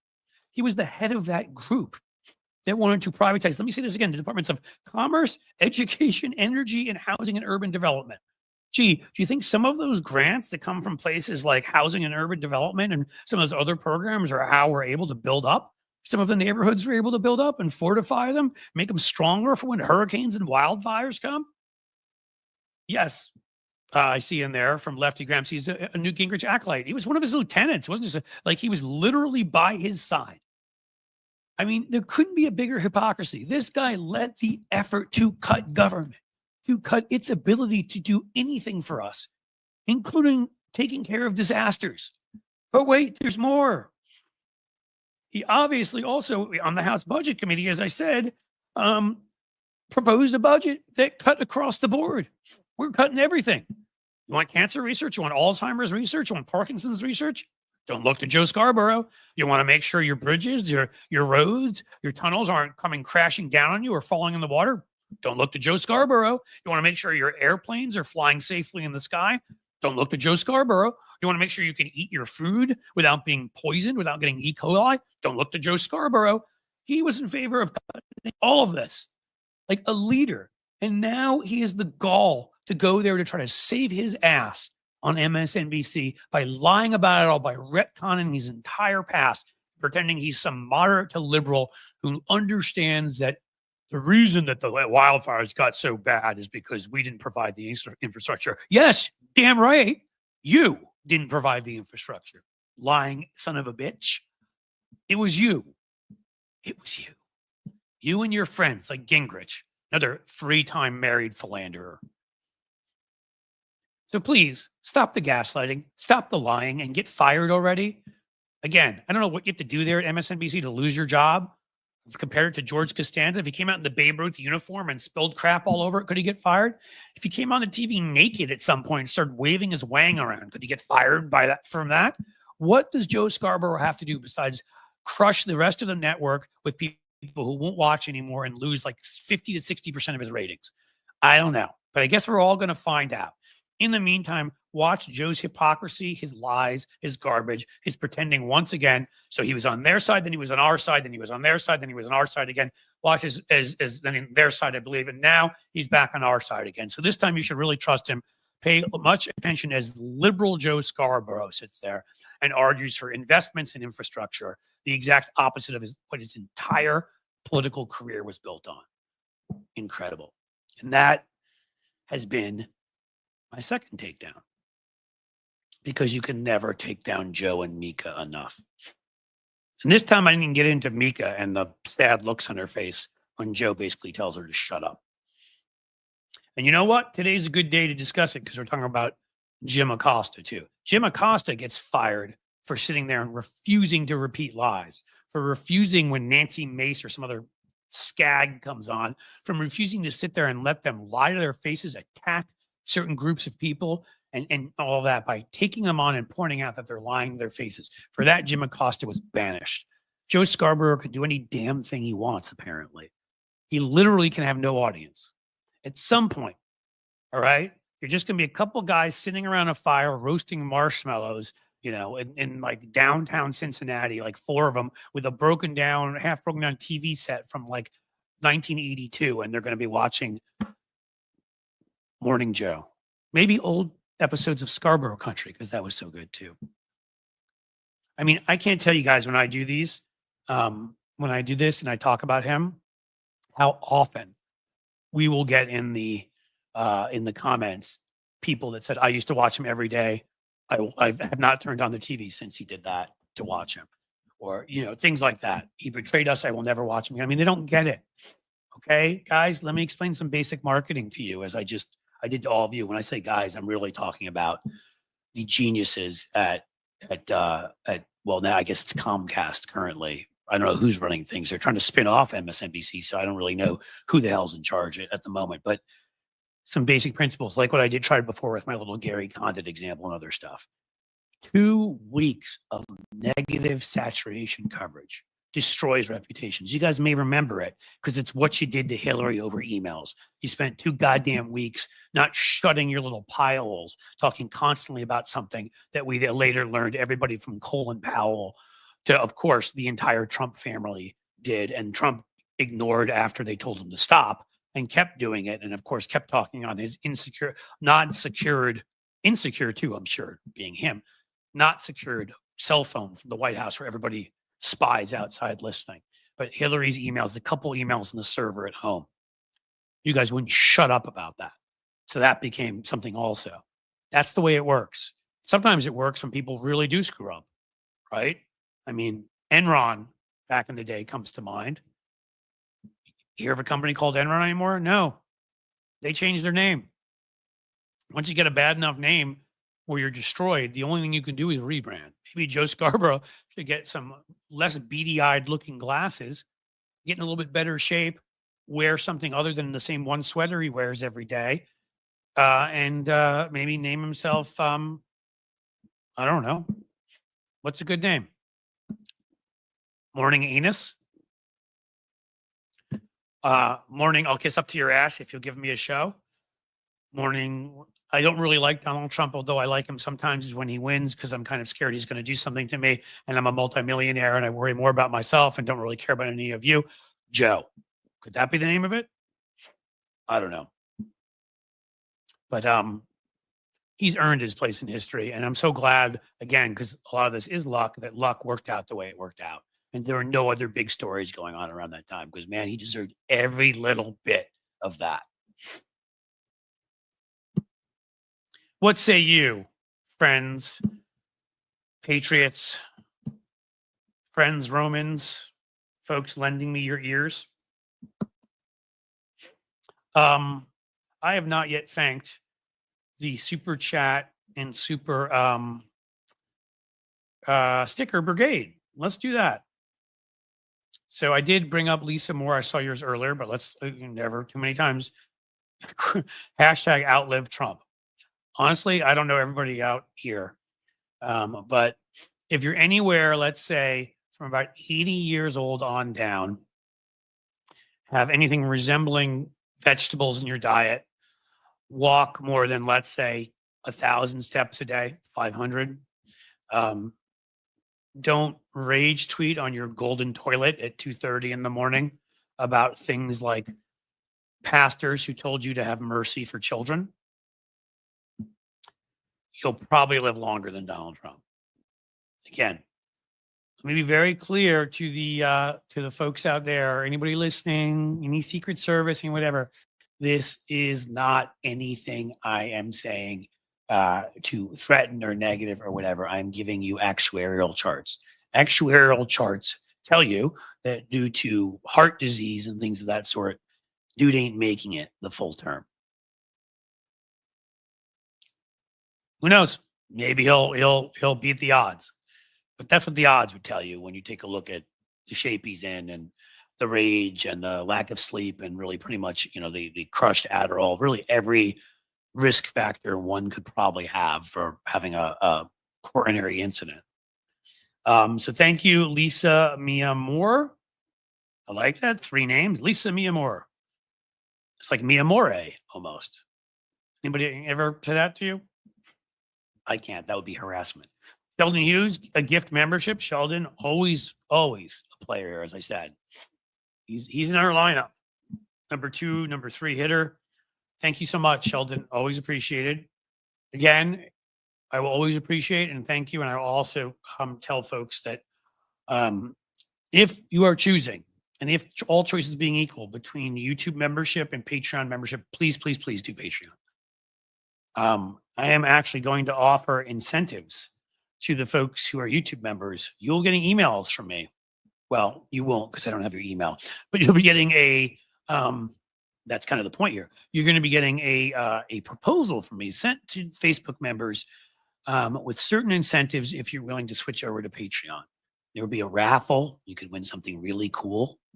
I don't know. You may not find it really cool. You may. Like, example being, if you wanted a signed copy of The Real McCain here, the book that I wrote. I don't know. Maybe that's not exciting.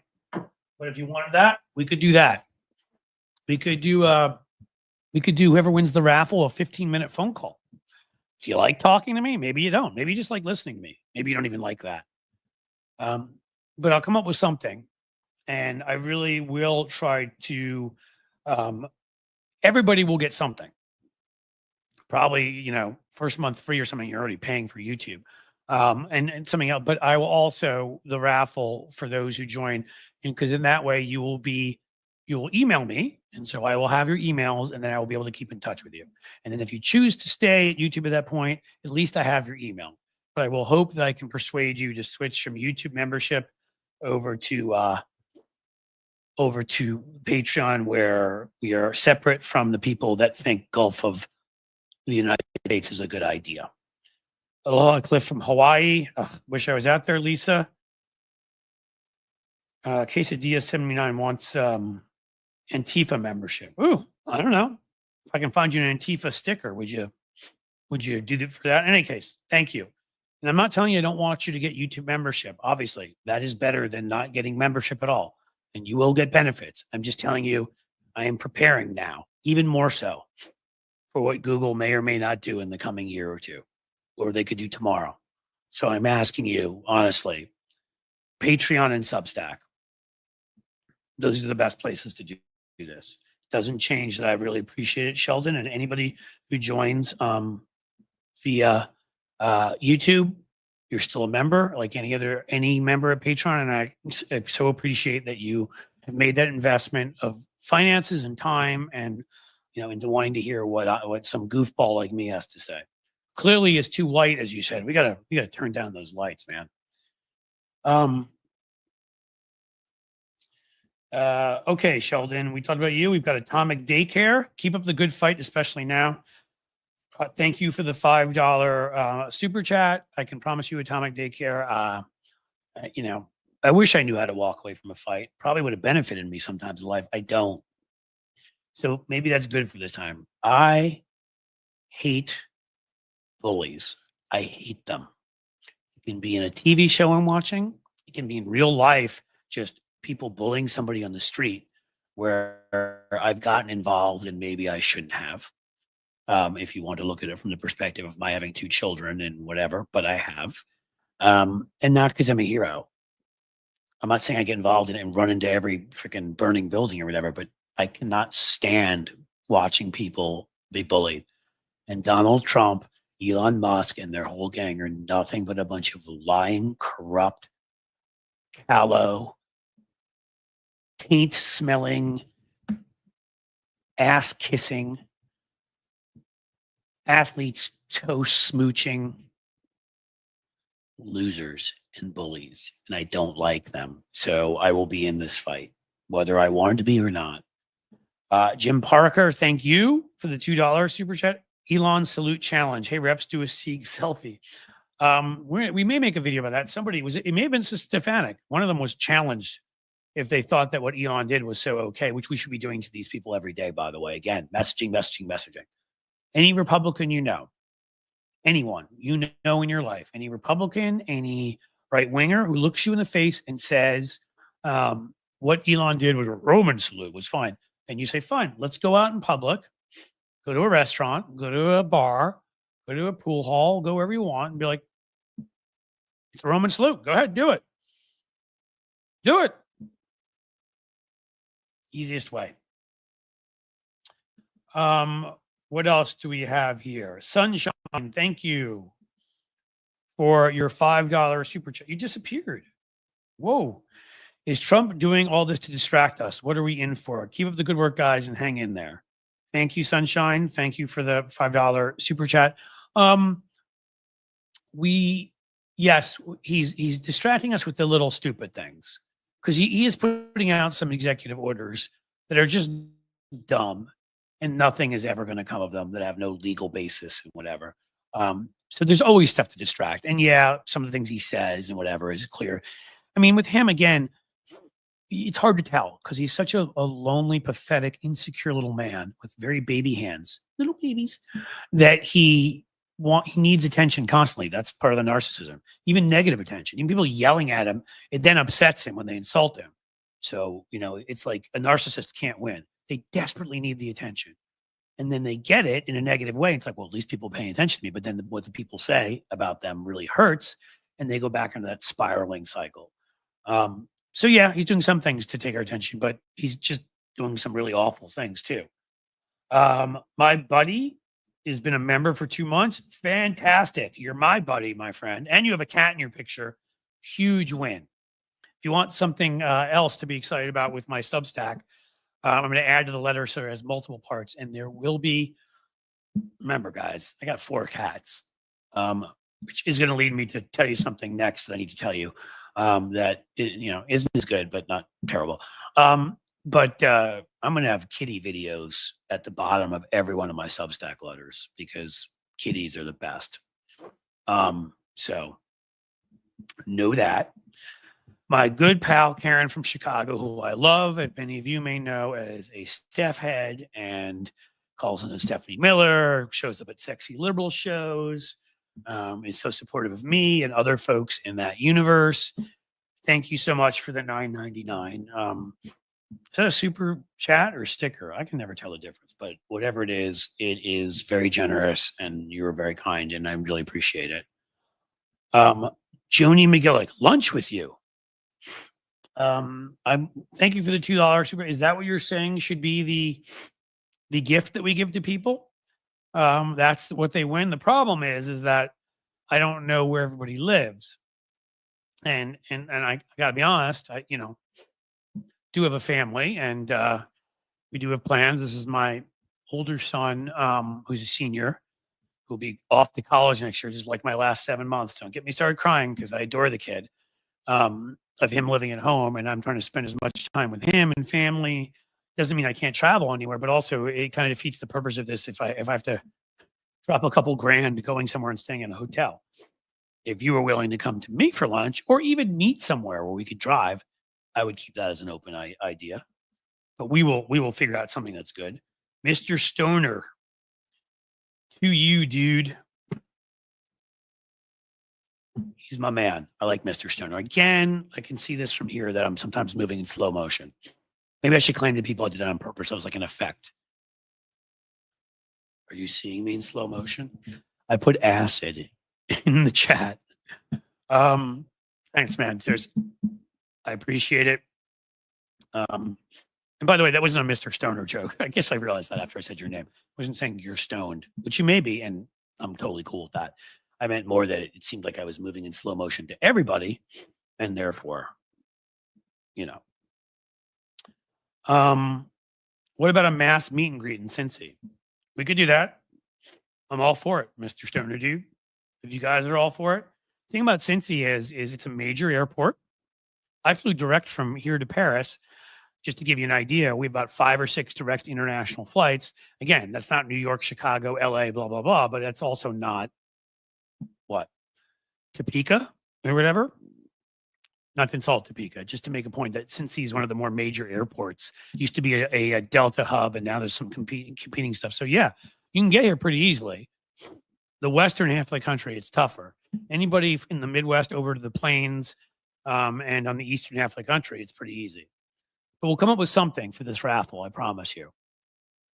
And maybe we'll pick one winner. We'll have a couple winners, and then we'll give you something off just for switching over from a YouTube membership to a Patreon membership, a paid one. We'll set the bottom, whatever. It'll be 3 or 5 a month, something like that. But that's what we're probably going to do.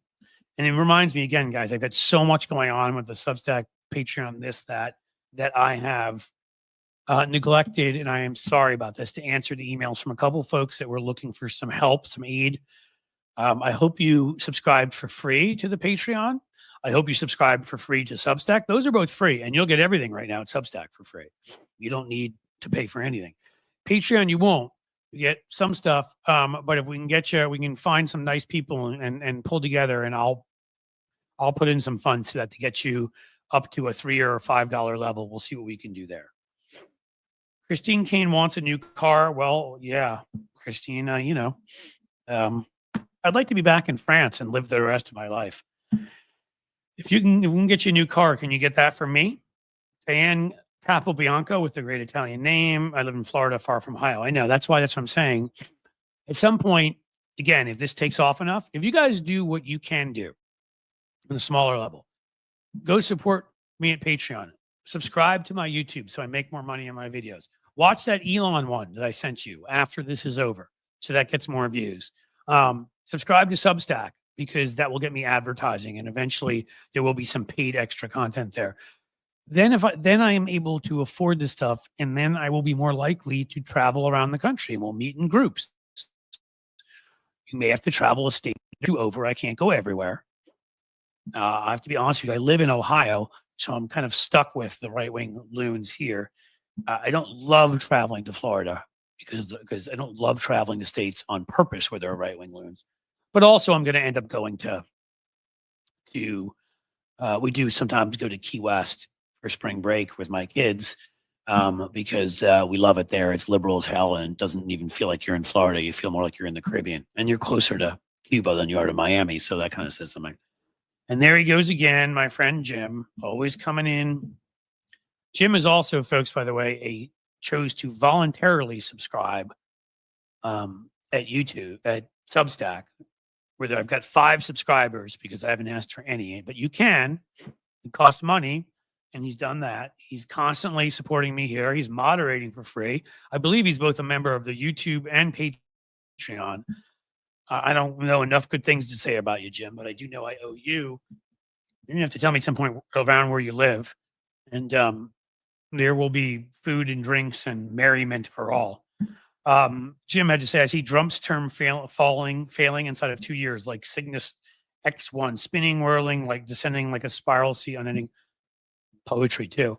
I think so too. I think it's for what reason? He's going to look.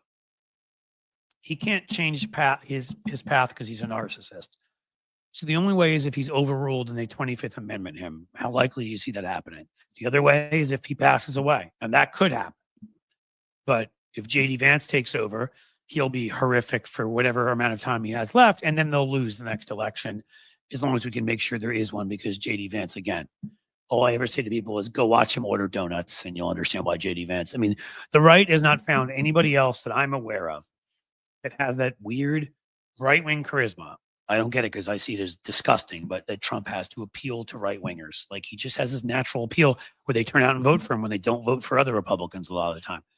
I've seen look at them. Tom Cotton, Rick Scott, Josh Hawley, Ted Cruz. Any of these people strike you as people that have the slightest modicum of charisma who could make people want to vote for them? Throw J.D. Vance in there. Elon Musk. Elon Musk's hundreds of billions of dollars would not buy him the presidency because he just has no sense of humor and is too disliked. Thank you for that, Jim. Again. Oops. Are discussed. Yes. I was trying to do this again to remind you because my good pal Andrea was nice enough to put it up there. I'll remind you guys again, subscribe to YouTube and subscribe to Twitch also. Again, those help. But Patreon, like Substack, a big one. Where I can promise you at Substack and at Patreon, I will continue to label at the Gulf of Mexico. That is a promise from me. It's not the charisma they lack, it's the integrity, decency. I don't see my buddy. I don't agree with that. Donald Trump lacks the integrity and decency. The charisma gets him over the top. It makes people that wouldn't normally even turn out and vote because, like, he's cool, he's famous, like he acts like he's a tough masculine guy, and some of these young men fall for it who don't normally vote. It is. Again, I don't understand Trump's charisma, but I have to disagree with you there. If it was all about who lacked integrity and decency, would a Republican get elected anywhere? I mean, I don't know. Democrats need to change methodology. Well, as you know, Sylvain Coiffon, we talk about that on here all the time. And my videos, which again, please watch, that also helps me because that launches them and more people see them and YouTube pays me more. And I'm going to start making them rougher and cooler. You may have seen the new thumbnail. I'm making newer and cooler and more interesting thumbnails. I'm just doing a lot of new stuff with the, and hopefully you'll like that with the Elon one. Yes, JD Vance isn't just a Catholic; he's Opus Dei. Yes, he is. He converted. The way Newt Gingrich converted to Opus Dei, the way a number of members of our Supreme Court are Opus Dei, and there's others, plenty of others. Leonard Leo is Opus Dei. Again, they are, I mean, it's the easiest joke to make in the world, but it's the simple truth. We have a bunch of Opus DEI hires. They're only there because they've been supported by religious right nuts because of their zealotry. Cliff, has Snap been officially cut or not? I don't think Snap has been. I think they've frozen it. I'll have to look more into this. They've frozen a number of programs. It's going to hurt a lot of people. There are two people yesterday I meant to get for a FAFO segment here that I saw on TikTok. One was this, about Snap related payments, who now her husband was out of work and they were big Trumpers and they weren't going to be able to now afford food. And a second one who was Latina and her whole family is undocumented and she voted for Trump and now realizes that they're probably going to get thrown out of the country. I don't know what to do with people like that. There's a side of me where I know I should be a better person and I want to have some sympathy, but I don't care. They did this to my country. They made my kids have to live through 4 more years of this, and God knows, maybe forever. My wife lose her rights. Okay? They made anti-Muslim, anti-Semitic, which happens to affect me, and other kinds of bigotry just an open and acceptable thing. They did this. So I'm gonna try to save my sympathy for the people who are like them, who are going to pay the price of their stupidity. They didn't vote for this. I'll have that in a future video. Maybe you can all promise me you'll come check out my YouTube videos more too. That will help. If you can make a habit of subscribing and going to the channel, watching the videos. I promise you they're good. If you like this, you will like them. Some of them are sections taken out of here. Member for 2 months, C7557. It's like R2D2. All right, look at that. Join Patreon. Give me a sticker. LLLOMG. Well, Veronica, my trusty, awesome second in charge, we'll say, is taking care of the stickers. That is her gig, and she's probably watching. And if she isn't, we'll talk, and I will make sure you will be stickered. Thank you so much for joining the Patreon. I can't tell you how important that is. I really can't. There's a reason I'm stressing it, guys. I don't want to put in all of this work to simply have Google decide that a tax break is more important than keeping people with varying voices on this channel. Let me see if I've got 343. So I'm going to do a third, rant type thing. Third of what's called Cliff's note. I don't know. I got to brand this better. Larry Kudlow's Opus Dei too. I know he was formerly Jewish too, and converts from often it feels like from like lighter Christianity or Judaism, the more reformed ones, or Episcopalian, like not the heavy ones, are that much crazier when they convert. Also, drunk on air all the time. Also, cocaine problem. Also, used to play tennis at the West Side Club in New York City. Played against my uncle and cheated. Story I will tell for the rest of my life. And my uncle was a Republican, and I didn't like him much. So this is not coming from some liberal. Did I miss any of the ones? Nope, I didn't. Okay. It seems like when I'm going off of the screen here to look at the other materials I brought is when I am getting into trouble. So if it freezes a little bit for a second, folks, if you bear with me. Hey, look at that. Guys, just exactly the kind of thing that we were talking about. I think we need to do this one, and it may take a little while. Am I frozen? Are you seeing me okay? Because I'm going to have to read from something here. Let's see if we can make it happen. All right. So let's start off with our good friend Scott Jennings, guys. Scott Jennings, right wing pundit, McConnell piss boy for years, and Bush lackey at one point, and then of course Trump sycophant because he's got corporate clients up the wazoo, will do anything for power, for money. It's a big PR firm. I'm sure he promotes them all on CNN, and CNN doesn't care. Well, turns out Scott Jennings was challenged to do something he couldn't do. No, not lie. He's really good at that. But GOP pundit Scott Jennings kept his arm by his side Monday when he was challenged on CNN to mimic Elon Musk's Nazi-like salute from inauguration. The Washington Post's Catherine Rampell, who I really like, again, one of the few, I always say I will call out the good ones in mainstream media, corporate media. She's still good, which means I don't know how long she's going to be at the Washington Post, repeatedly goaded him to act it out to prove it was harmless. We don't have to go in the background. You know that Elon did this and whatever. And then he, I don't know if you knew about this, but added insult to injury by going and talking to the alternative for Germany, or the closest thing to a Nazi party. They're almost illegal there because Nazi stuff's illegal there. They're not quite over the precipice. They may get there. Musk went and talked to them after already endorsing them and said, there's too much of a focus on past guilt. Can you imagine? Can you imagine too much of a focus on past guilt? They only killed 11 million people in gas chambers, right? They only killed God knows how many people on the battlefield in bombing. Why should you feel any guilt over that? Nothing's that bad. You may have also read where, Elon, who last year took that trip to Auschwitz to pretend that he actually was not anti-Semitic after he allowed anti-Semitic stuff on. And I've quoted this and put it up a few times on after he allowed anti-Semitic stuff on Twitter. Julie Gray, who was there with him. I'll read it quickly. I see people posting that Elon was at Auschwitz this time last year. His recent gesture is not anti-Semitic. I have a photo with him, but I would not share that photo today. I chatted with him. I spent hours with him. I'm trying to read this quickly. At Auschwitz, I stood there looking at nauseating heaps of hair, luggage, etc. Is Musk an anti-Semite? People, actually, it's worse. He doesn't care whatsoever. Elon, father of little X, as he described his freezing cold sun to me, literally does not care. He was unmoved by the experience.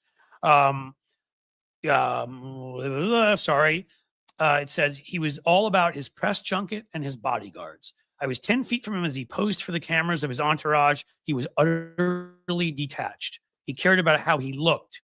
When he placed a wreath at Auschwitz and Gaiden is her husband who lost his father at Auschwitz, was overlooked, he walked away with the cameras whirring. This is Elon Musk, a sociopath if there ever was one. To deduce from this visit that he's a friend of the Jews is desperately naive. So that's Musk, all right? But let's get back to Scott Jennings, who, like Elon Musk, sits there and simps for Nazis, but apparently won't raise his hand in the air like Elon did. Why won't he do it? I mean, it's the easiest thing to do if you don't think there's anything wrong with it. Here's what Jennings had to say. I don't understand why this guy keeps getting. Oh, no, I'm sorry. I don't understand why this guy keeps getting the benefit of the doubt, is what Rampell said about the anti-Semitic accusations against Musk. Jennings said Musk's awkward arm salute was merely expressing enthusiastically his appreciation for the crowd. Jennings will lie about anything. You ever seen what Jennings said after October 6th? Why do I keep doing that? After January 6th? Why don't, so in any case, Rampell, let me get back to it. Said, why don't you do it right now? Why don't you do it on TV right now if you think it's so banal? And Jennings, of course, did not bite. He spun it verbally.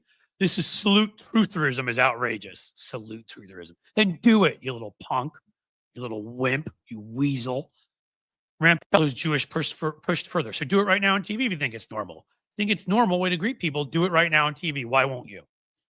You wouldn't. Because he's such a cowardly little piece of dung. He's such a wimp. That is who he is, okay?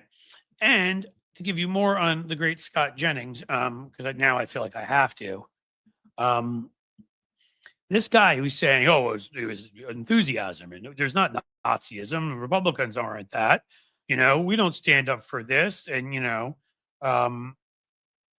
or let's find you what he said on the day of January 6th. Here's Scott Jennings. And anybody who ever goes on TV with Scott Jennings and CNN, why you wouldn't bring this with you, I do not know. Here we go. 4 paragraphs. This is literally an insurrection. The fact that the U.S. military hasn't secured the seat of government already is a failure of leadership by the commander-in-chief. That was Trump. And this is Scott Jennings yet again. President Donald Trump caused the insurrection with his lies and conspiracy theories about the election process being rigged against him.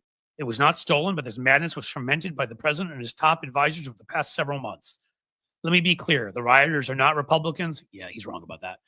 These are not patriots bursting into the U.S. Capitol, accosting police officers and destroying public property. These are domestic terrorists.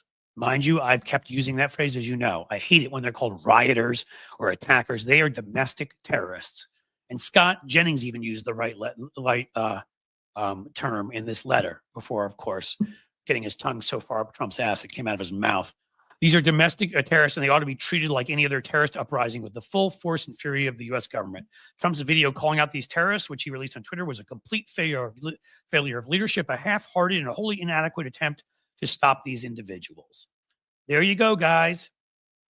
There's Scott Jennings right afterwards. Now Scott Jennings defending a guy doing a Nazi salute. That's who he is, and they still put him on there. How can you have any credibility after you wrote that? What he wrote in the harsh language, domestic terrorists, Trump had failed, all these things, and go on and defend Trump, endorse Trump, say that people are overdoing it. January 6th wasn't that big a deal. Saying that Pete Hegseth assaulting a woman isn't such a big deal. Saying that right now the Nazi salute isn't a big deal. The answer is you can't with any credibility. But CNN is a piece of garbage and doesn't care about having credibility. So they just proved with Jim Acosta too. So they'll keep running out this little twit. And why? Well, he's defending right now the 1,500 terrorists who were released. Hey guys, do you know what's happened with those 1,500? Not sure what the statistical probability is of this, but thanks to people like Scott Jennings and Rudy Giuliani and Donald Trump and everybody did all the dirty work, and then also spent the last 4 years as Merrick Garland failed to publicly talk to people about what happened, made the case that this was no biggie. Nothing happened. Those 250 plus police officers put in the hospital who were attacked and crushed and gouged. And no biggie. That they wanted to erect a gallows for Romney and not Romney. Well, Romney probably too, but for Pelosi and Pence, no biggie. Well, 2 of those guys have already been rearrested. Guys, it's been a week. Within 48 hours, one of them, moron that he is, because there's so many ways, so many loopholes in Florida. Of course, Florida man goes and he buys himself a gun, which it was illegal at that point for him to buy because he had some other charges against him, even though he was pardoned from this particular charge, and he was arrested again. 48 hours. It took one of these 1,500 domestic terrorists to commit a crime again. The worst one was just committed yesterday. Took him a whole 6 days. Let's tell you what happened there. Pardon man shot by deputy racked up 4 Indiana cases between January 6th and Trump pardon. 4 cases between that and the pardon. The January 6th defendant shot by Jasper County Sheriff deputy had been arrested at least 4 times since the 2021 attack, the U.S. Capitol. I don't know why he wasn't in prison immediately, but and President Trump issuing his pardon. Matthew Huddle, 42, faced multiple pending motor vehicle cases at the time of his death. Each of the 5 charges, Lake Superior Court. Let's get past the boring stuff. He had an extensive history of driving offenses while intoxicated, which is pretty serious. So it seems like he drunk drove all the time. Looks like there's an assault in here, 13 criminal convictions. And when they sentenced him on January 6th, they pointed to all of that. And he was only still put in jail for a couple of years, 2.5 years, whatever it was. Oh, no, he 9 years and he was let out after 2.5 years because of Donald Trump. Is that what it is? In any case, here you go. He had a traffic stop. Fatal shooting occurred at 4:15 p.m. on Sunday, shortly after a deputy with the Jasper County Sheriff's Office stopped Huddle's vehicle. While the deputy was attempting to arrest Huddle, an altercation broke out, shocker, between the two and end in the deputy shooting huddle, Indiana State Police said. Officials have not said exactly what happened yet, but they said Huddle had a firearm, which it seems he pulled on the police, and the police shot him and killed him. I feel no sympathy. He broke numerous laws between his terrorist attack and now he tried to shoot a deputy, and the world is probably a better place without him. But that's two. And we're, again, 2 in 6 days. I don't know about any yet today, but I may start keeping track of this. Should we keep a some sort of figure on this? We're at 3:55, so we're almost at the end. I didn't realize this went so quickly, and I can't go longer than 2 hours. But the end of this is to say Scott Jennings enabled all of this by being the guy he is. He won't do the Nazi salute because he's a wimp, but he will claim that January 6th, guys with Camp Auschwitz t-shirts and the rest, we're all there for the good of the country. And that's why people like Huddle and others are out there. And that is why we are going to have a huge spike in violent crime under Donald Trump. Because if you don't know this, from the United States Sentencing Commission, the recidivism rate among nonviolent criminals is 39.8%. Okay, that's bad. You want to hear what it is among violent criminals? 63.8%. Bordering on 2/3 of violent criminals, again, commit another violent crime. 2/3 of those 1,500 terrorists are likely to commit a violent crime again. Unbelievable. So that will be my third takedown. I think we're almost at the point where I have to say goodbye, but you know what? I need to tell you something first. Sad, but well, in a few ways. I will not be able to do a live stream tomorrow. I may be able to get Matt Rosen, who contributes to the channel here sometimes to sit in for me. Who knows? Now tomorrow's Wednesday, damn it. Or I could beg Hal Sparks to sit in for me. You want that? Maybe I'll get Hal to do it. If I can get somebody to do it tomorrow, I will have somebody do it instead. So I have a diabetic kitty, as you know. I've mentioned that. And the place was filled for the pet hospital. I had to take her in to get her checked up. And the only time they'd open in 2 weeks is 2:30 tomorrow, right in the middle of when we would do this. And I love you guys, but I love my diabetic kitty to the ends of the earth. And I'm not going to make her wait another week or two when she could get worse. So I have to take her tomorrow. But what I am going to do is I am going to, 3:57, we got to go. I am going to see if I can get somebody else for tomorrow. Tony will let you know if either he's going to do it, or Hal, or Matt, or some other person, or if we'll do a replay. Either way, anyway, I can't even do my Jerry Maguire right now because I don't have the time. So I'm going to say I love you guys. Thank you for being here. Make sure to subscribe to Twitch. Make sure to subscribe to YouTube. Make sure go on to Patreon and go over to Substack and also become members. You guys are awesome. Thank you for being here. And as the sun sets slowly in the west, I bid you a fond farewell.